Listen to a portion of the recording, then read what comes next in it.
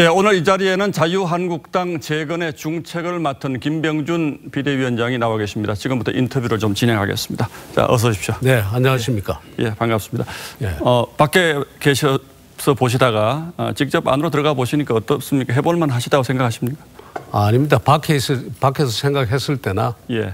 또 안에 들어와서 며칠 안 됐습니다만 보는 예. 거나 역시 어렵습니다. 어떤 점이 어려우시던가요? 이선 뭐 아시다시피 이제 여러 가지 계파 갈등 문제도 있고 예. 또 그다음에 우리의 정치 문화라고 하는 그 자체가 예. 그동안 보면 서로 이제 대립과 분열, 마찰, 갈등 이런 것이 이제 고착화된 이런 구조라서 뭐 어려움을 느낍니다. 예, 뭐 조금 불편하신 질문일 수도 있는데요. 김 위원장께서는 이제 노무현 정부에 참여하셨고 예. 또 박근혜 정부에서는 이제 총리로 지명을 예. 받으신 전적이 있어서 예.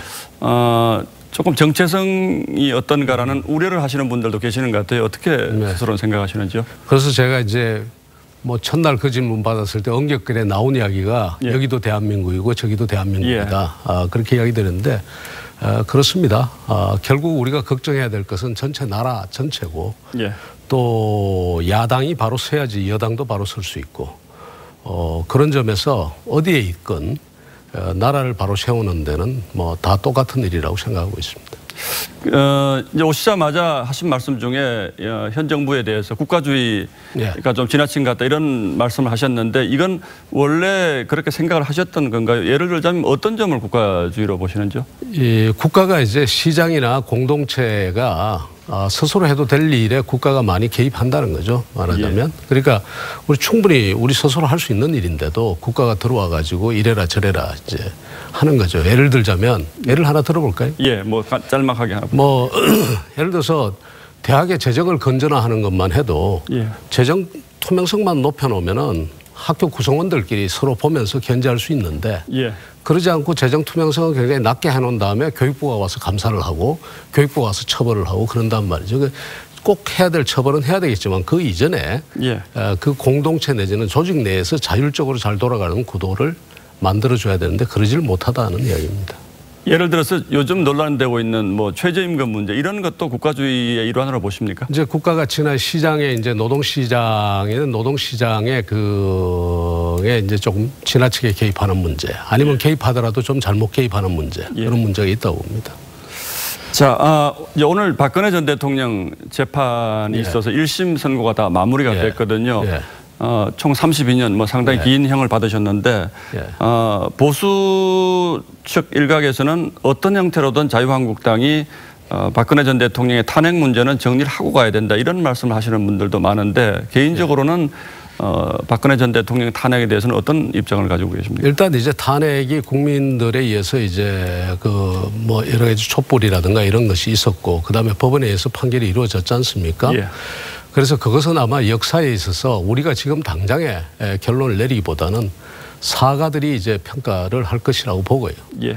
그다음에 이제 뭐 나중에 가서 그 형이 이제 어떻게 재조정되든가 아니면 사면 복권이 있든가 하는 문제는 따로 있으리라고 보는데 예. 기본적으로 조금 더 너무 이거 가지고 서로 대립하고 대치하기보다는 예. 굉장히 억울한 분들이 많으시겠습니다만 일단 좀 숨을 고르고 그 사가들의 평가를 한번 보자. 그렇게 이야기를 드리고 싶습니다. 이 정부 들어서 대단히 억울한 심정은 뭐 충분히 억울하다는 건 누가 억울하다는 거예요? 그 박근혜 대통령을 존경하고 좋아하고 하는 분들이 소위 친박이라고 하시는 분들이 친박만이겠습니까? 많은 분들이 좀 지나치다고 생각하는 분들도 많으실 거고 그 심정은 뭐 100번 이해합니다. 예. 현 정부 들어서 이제 남북 관계가 굉장히 급속도로 예. 진전이 되고 있는데 홍준표 전 대표 같은 경우에는 이제 위장평화다라고 이제 한마디로 정리를 하셨는데 예. 물론 자유한국당 내에서 다른 의견을 가지신 분들도 많은 것 같은데 위원장님 어떻게 평가하세요? 결국은 안보도 평화를 위한 것 아니겠습니까? 예. 그러니까 결국 그 안보도 평화를 위한 거니까 그동안 이제 이 안보를 이제 중시했던 분들도 평화라는 가치를 받아들여야 된다고 생각합니다. 예. 그런데 한 발 더 나가서 평화는 또 뭘 위한 것인가라는 겁니다. 평화라는 건 결국 우리가 다 잘 살기 위해서 평화를 원하는 것 아닙니까? 예. 근데 남북 관계의 평화라는 게 이게 준비 없는 평화로 가면은 오히려 우리가 잘 사는데 방해가 될 수가 있단 말이죠. 예를 들어서 남북 관계 교류가 굉장히 활성화됐을 때 정말 남쪽에 있는 제조업이 이대로 여기 남쪽에 있을 것이냐, 아니면 북쪽으로 이동할 것이냐, 북쪽의 노동력은 그대로 내려올 것인가, 아니면 그대로 있을 것인가. 이렇게 했을 때 우리 노동시장에 엄청난 변화가 있을 거고 이런데 이런 데 대한 준비가 과연 제대로 되면서 지금 이 평화가 진행되고 있는 건지, 이런 부분에 있어서 아마 자유한국당도 새로운 고민들을 많이 해야 될 것 같습니다. 예, 뭐 짤막짤막하게 한 두세 가지만 더 여쭤보겠습니다. 개혁을 위해서는 사람보다 가치를 바꾸는 것이 중요하다, 이런 말씀을 하시는데 결국 그 가치라는 게 사람을 바꿔야지 가치가 달라지는 것 아닌가요? 어떻습니까? 예, 이제 사람이 이제 그런 사람들이 다 준비가 돼 있다면은 새로 바꾸고 어쩌고 하겠는데 지금 국회의원들을 어떻게 이제 갑자기 바꾸겠습니까? 그래서 지금은 어쨌든 차선으로서 가치를 먼저 세운 다음에 그 가치 기준으로 해서 나중에 정말 따라오실 분 따라오고 그다음에 못 따라오실 분 못 따라오고 이렇게 되겠죠. 예.